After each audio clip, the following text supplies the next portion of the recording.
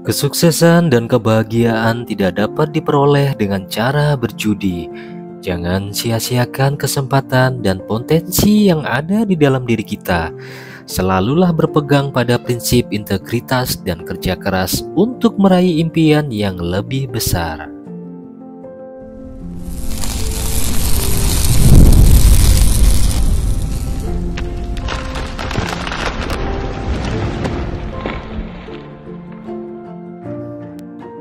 Wanita ini bernama Molly Bloom, seorang atlet ski yang kala itu hendak mengikuti pertandingan Olimpiade. Selain berhasil menjadi seorang atlet, Molly juga merupakan lulusan terbaik dari salah satu universitas ternama di Amerika. Dari kecil, sang ayah selalu menuntut Molly untuk terus bermain ski, meskipun ia pernah mengalami kecelakaan yang bisa dibilang cukup parah. Meskipun kesal dengan sikap ayahnya, Molly tetap melanjutkan karirnya sebagai atlet ski, hingga ia berhasil mengikuti pertandingan Olimpiade. Namun saat pertandingan, Good snow contact. The first is that when visibility is bad, the way stick the landing. Right in that moment, I didn't have time to calculate the odds of that happening. The worst thing that could happen in sports was fourth place. setelah kecelakaan tersebut, akhirnya Molly memutuskan untuk berhenti menjadi atlet dan keluar dari rumah karena berseteru dengan ayahnya. Dengan uang tabungan seadanya, ia pun pergi ke Los Angeles untuk mengadu nasib. Selama berbulan-bulan, ia numpang tidur di sofa rumah salah satu temannya. Untuk membiayai hidupnya, ia pun bertekad bekerja di salah satu bar sebagai waiters. Pekerjaan yang tak pernah ia bayangkan sebelumnya. Namun karena kebutuhan, ia pun terpaksa menjalani pekerjaannya dengan happy. Suatu hari ia nggak sengaja bertemu dengan seorang pelanggan yang bernama Diane Kidd, pengusaha real estate yang punya bisnis sampingan menjadi bandar judi poker. Dia melawan Molly untuk menjadi asisten di perusahaannya sekaligus asisten bandar judi. Doors and the Beach Boys. I googled what type of music do poker players like to listen to. A professional dealer was setting up the table when I got positioned myself at the door where I'd been instructed to. Karena ini adalah pengalaman pertamanya di dunia perjudian, ia pun berusaha tampil anggun dan ramah pada setiap tamu yang datang. Salah satunya sebut saja pemain X, seorang aktor terkenal di Los Angeles. Melihat tamu-tamu dari kalangan artis, bahkan atlet terkenal, ia pun mulai mempelajari seluk-beluk tentang perjudian. Dan ternyata sikapnya yang ramah membuat para tamu dengan sukarela memberikan tips kepada Molly. Betapa terkejutnya Molly saat ia mendapatkan tips dengan jumlah jauh lebih besar dari pekerjaannya sebagai waiters. Dari pekerjaan yang cukup menjanjikan itu, akhirnya ia memilih untuk melanjutkan pekerjaannya sebagai asisten Dean daripada bekerja di bar. Semakin hari, Molly pun semakin akrab dengan para tamu. Begitu juga pemain X. Untuk mendapatkan tamu sultan yang lainnya, Molly pun mulai mencari kandidat tamu dari bar tempat ia bekerja dulu, hingga salah satu kasino yang ada di Los Angeles. Berkat tips yang ia peroleh selama 6 minggu, Molly pun bisa membeli baju, tas, mobil, apartemen yang sangat mewah. Molly tak pernah menyangka atas pencapaiannya yang bisa menjadi seorang sultan hanya dengan 6 minggu saja. Namun kebahagiaan itu gak bertahan lama karena Dian sebagai bandar judi mulai merasa iri dengan uang tips Molly yang melebihi penghasilannya. Setelah terjadi percekcokan yang panjang, akhirnya Dian pun memecat Molly sebagai asistennya. Molly yang dari kecil sudah dididik untuk jadi juara, ia pun gak mau mundur dan memutuskan untuk membuka lahan sekaligus menjadi bandar judi dengan menyewa sebuah hotel mewah yang ada di Los Angeles. Karena kesal dengan sikap Dian yang seenaknya sendiri, akhirnya ia pun mengundang para tamu Dian untuk datang ke tempat perjudiannya. Dalam mengolah tempat itu, ia juga dibantu oleh si pemain X yang sebenarnya nggak pintar-pintar amat main pokernya. Tapi dia sangat pintar banget memanipulasi permainan. Para tamu pun lebih memilih berjudi di tempat Molly karena bisnis judi Molly sudah didaftarkan di pemerintah dan status legal. Gak butuh waktu lama, tempat perjuangannya pun berjalan dengan sangat sukses. Hingga suatu hari, Dian menyarankan Molly untuk menaikkan taruhannya menjadi 250.000 US dollar. Mendengar saran itu, Molly pun tertarik dan segera mencari pemain baru yang lebih sultan lagi dari pemain sebelumnya. Hingga akhirnya ia berhasil mengundang seorang legend di perjudian yang bernama Harlan, serta Bad Brad, seorang pecandu judi yang tak pernah memenangkan pertandingannya. Namun betapa terkejutnya Molly serta para tamu lainnya saat mengetahui bahwa Bad Brad mampu mengecohkan pikiran Harlan dan mengalahkannya, hingga ia mengalami kerugian sebesar 1,2 juta dolar. Mengetahui hutangnya, ia pun tampak kebingungan karena malam itu ia sedang memakai semua hartanya untuk berjudi. Hingga seminggu kemudian, entah dapat uang dari mana, Harlan pun kembali menemui Molly untuk membayar semua hutangnya.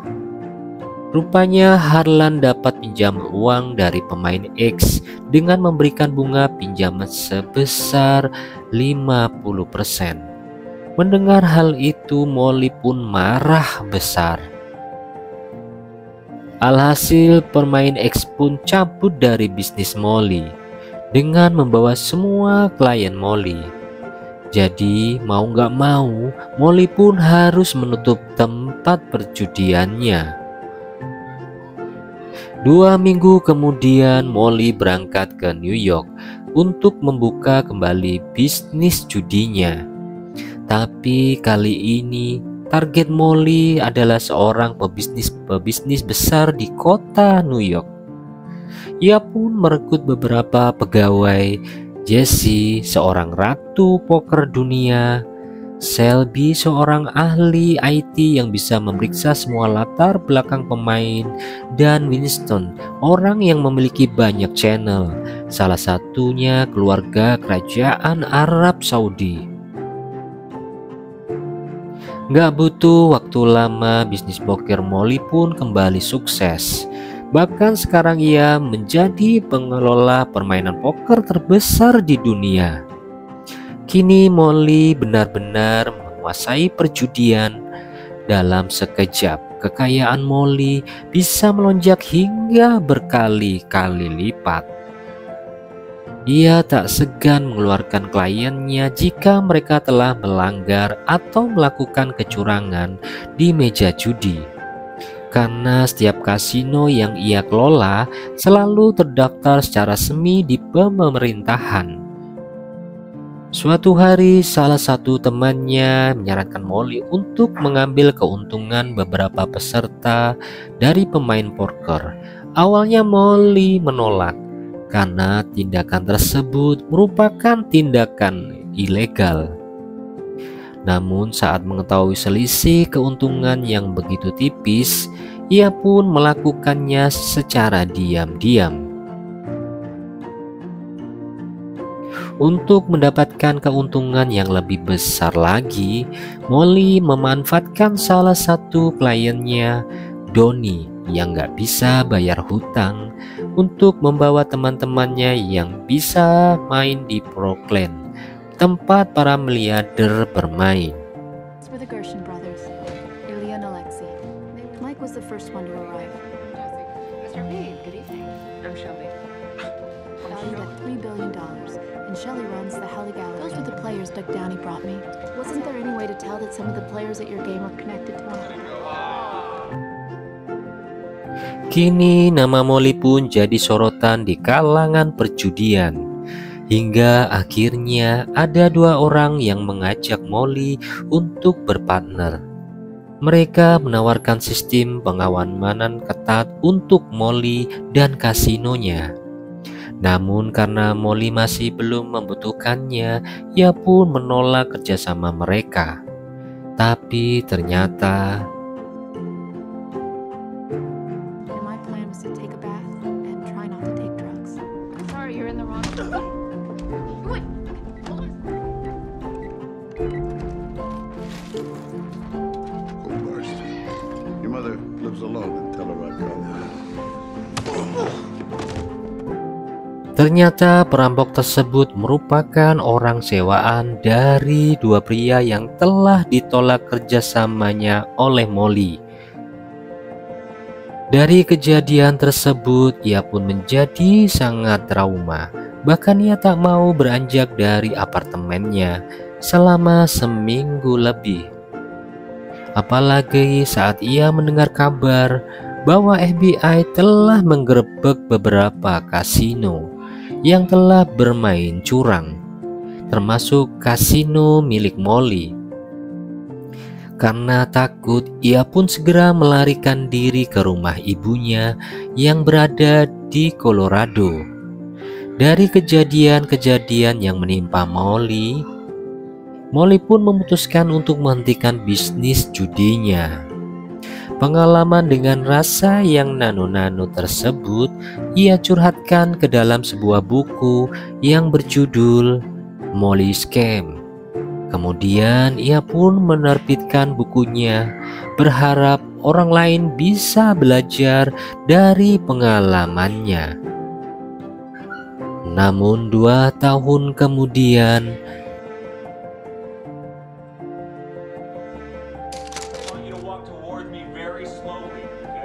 Hands on the wall.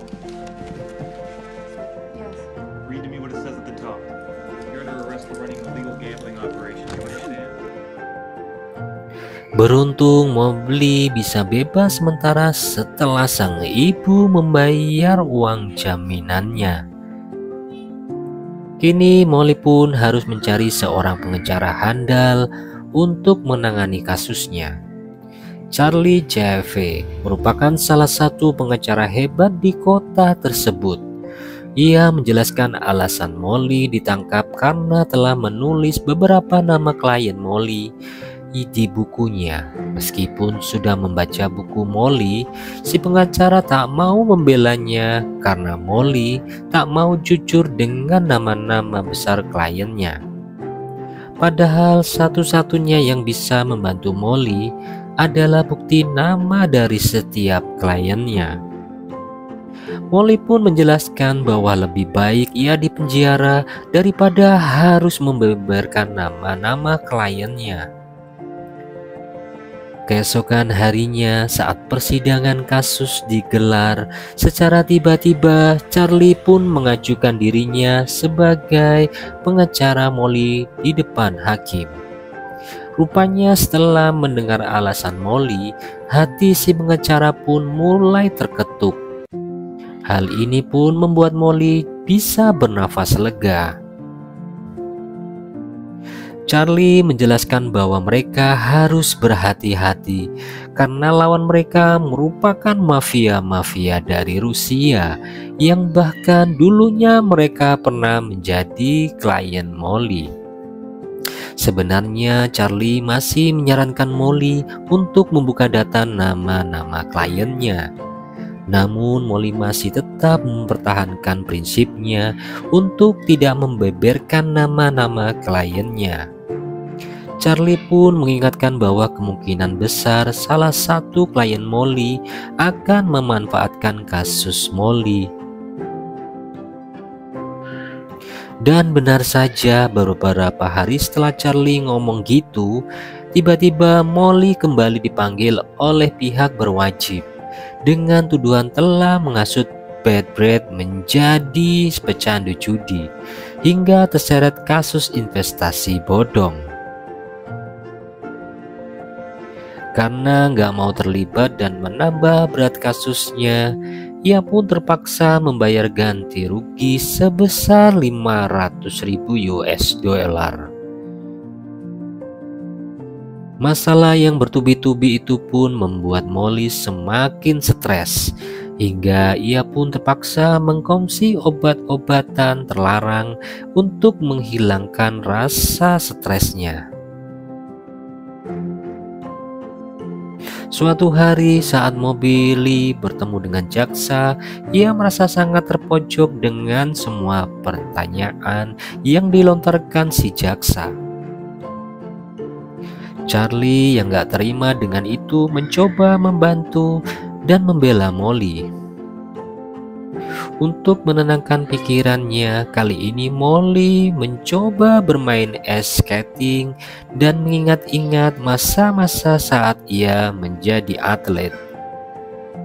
Di tengah permainan tersebut, Molly sangat terkejut saat melihat ayahnya yang ada di sana. Molly seakan tak percaya kalau ayahnya datang ke New York demi bertemu dengan dirinya. Di sana sang ayah pun meminta maaf atas semua sikapnya hingga membuat Molly kabur dari rumah. Rupanya sang ayah tahu akan kondisi sulit Molly melalui buku yang ia tulis.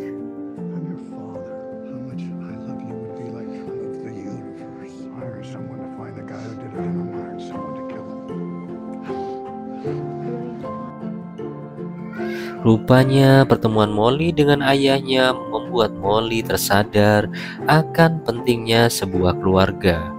Dan nama untuk menyelamatkan namanya, Molly siap dipenjara. Ia siap mengaku bersalah atas tuduhan yang ia lakukan. Hal ini jelas membuat Charlie terkejut, namun Charlie tak bisa menghentikan keputusan Molly. Hingga saat hari persidangan tiba, Molly pun menjawab semua pertanyaan hakim dan mengakui kesalahannya. Setelah pengacara dan jaksa berunding dengan hakim, hakim pun memutuskan,